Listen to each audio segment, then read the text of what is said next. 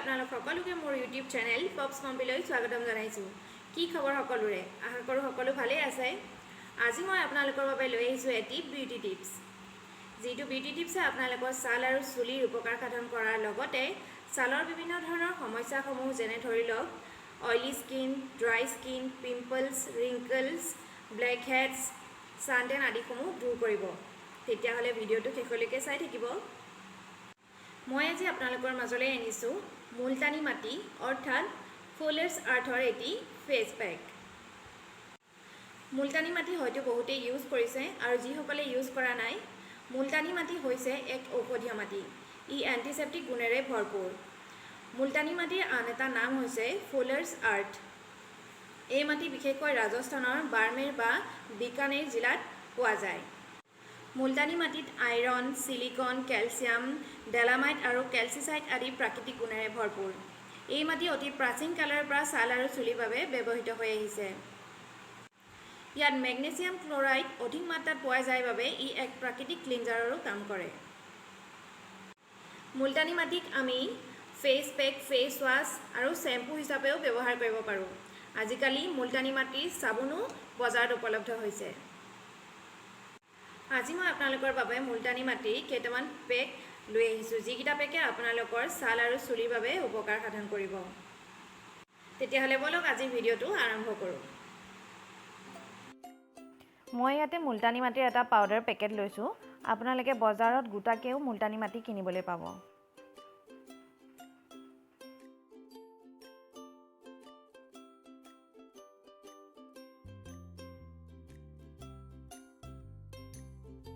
মোৰ ফাৰ্ষ্ট পেকটো হৈছে অইলি স্কিনৰ বাবে। ইয়াতে মই লৈছোঁ মুলতানী মাটি 1 চামুচ,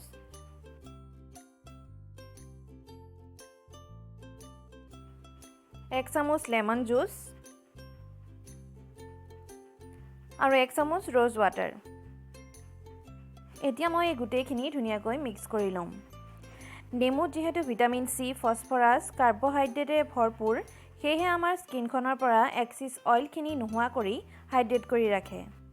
লগতে স্কিনখন লাইটেন আৰু ব্ৰাইটেন কৰে। আনহাতে গোলাপ জলে এক ক্লিনজাৰৰ কাম কৰে। ই ছালখন ঠাণ্ডা কৰাৰ লগতে ৰিংকলছো নাইকিয়া কৰে। মোৰ ছেকেণ্ড পেকটো হৈছে ড্ৰাই স্কিনৰ বাবে। ইয়াতে মই লৈছোঁ মুলতানী মাটি 1 চামুচ আৰু 1 চামুচ গাখীৰ।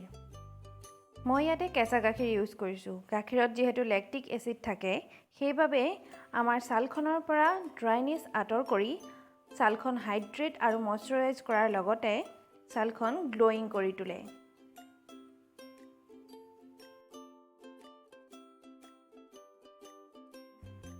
মোৰ থাৰ্ড পেকটো হৈছে পিম্পলছ আৰু একনি স্কিনৰ বাবে। ইয়াত মই লৈছোঁ মুলতানী মাটি 1 চামুচ,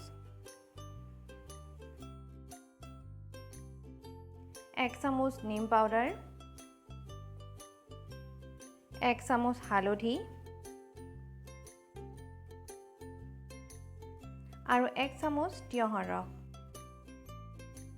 এতিয়া মই গোটেই মিশ্ৰণটো ধুনীয়াকৈ মিলাই ল'ম।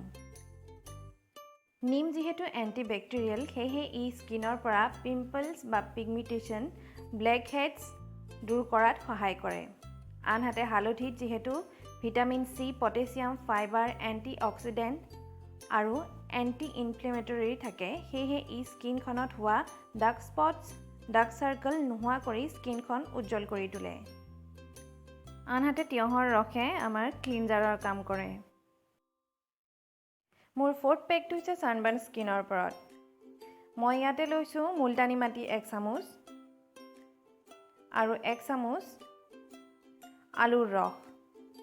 আলুৰ ৰসত যিহেতুকে পটেছিয়াম, আইৰণ, কেলছিয়াম, মেংগানিজ আৰু ফছফৰাছ থাকে, সেয়েহে ই স্কিনৰ পৰা ডাৰ্ক স্পট, ছানবাৰ্ণ, ৰিংকলছ আঁতৰাই স্কিনখন উজ্জ্বল কৰি তোলে।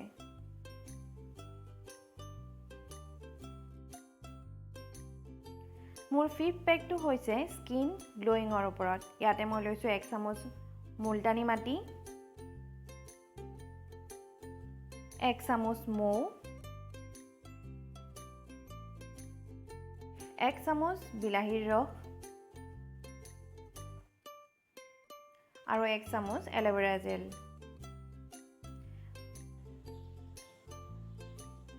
মই ঘৰতে হোৱা এল'ভেৰা জেল ব্যৱহাৰ কৰিছোঁ। আপোনালোকে বজাৰত পোৱা এল'ভেৰা জেলো ব্যৱহাৰ কৰিব পাৰে।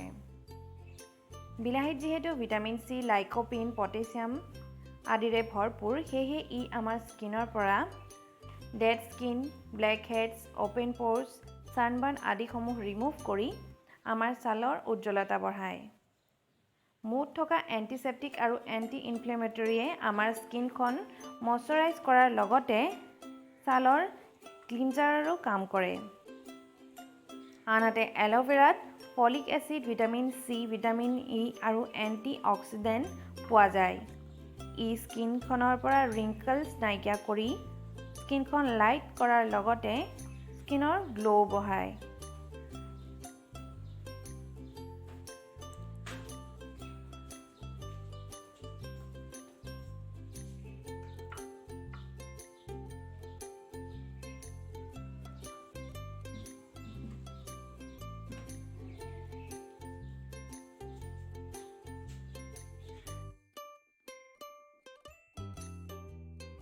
আপোনালোকে ফেচ পেকসমূহ মই দেখুওৱাৰ ধৰণে ব্ৰাছডাল ওপৰলৈ কৰি সানিব। যদিহে ব্ৰাছডাল তললৈ দিয়ে তেতিয়াহ'লে ছালখন ওলমি যোৱাৰ চান্স থাকে। আৰু এই ফেচ পেকসমূহ 10 পৰা 15 মিনিট সময় ৰখাৰ পিছত ঠাণ্ডা পানীৰে ধুই দিব পাৰে।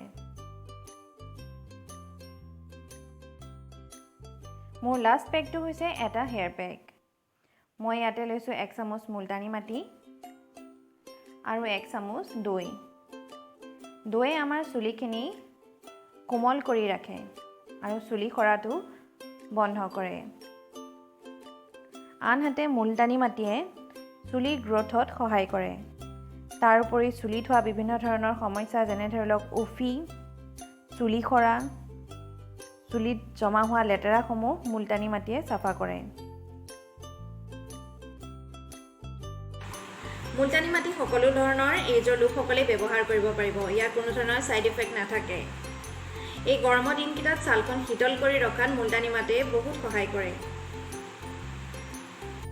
মুঠৰ ওপৰত এই গৰমৰ দিনকেইটাত এই মুলতানী মাটিৰ পেকটো এটি উত্তম পেক। যদি মোৰ ভিডিঅ'টো চাই ভাল পালে তেতিয়াহ'লে এটা লাইক কৰিব আৰু যিসকলে মোৰ চেনেলটো নতুনকৈ চাই আছে তেওঁলোকে মোৰ চেনেলটো ছাবস্ক্ৰাইব কৰি ল'ব আৰু বেল আইকনটো ক্লিক কৰিব। যিহেতু নতুন নতুন ভিডিঅ'সমূহ আহি থাকে তেতিয়াহ'লে নটিফিকেশ্যনবোৰ আপোনালোকে পাই থাকিব। মই আপোনালোকৰ মাজত এনেধৰণৰ বিভিন্ন টিপছসমূহ আগবঢ়াই যাম। তেতিয়াহ'লে আজিলৈ আহিছোঁ, পুনৰ লগ পাম এটা নতুন ভিডিঅ'ৰ সৈতে। চাই থাকিব পপছ Pompi. Tell me pretty lies, look me in the face, tell me that you love me, even if it's fake.